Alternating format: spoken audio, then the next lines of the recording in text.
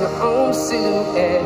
I'm getting stronger, step by step. The clock is ticking, but there's no time for regrets.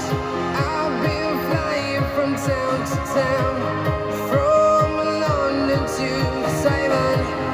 I've been all around the globe, trying to protect your soul. We are heroes tonight. We will fly above the sky. We are heroes tonight. Yeah.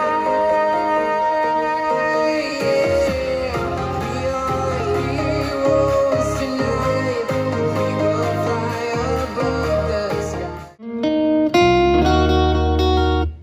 Lòng chợt thấy nghẹn ngào vì bao khát khao, đợi chờ làm chi nỗi đau ai ngờ, tình yêu đôi ta như là mơ.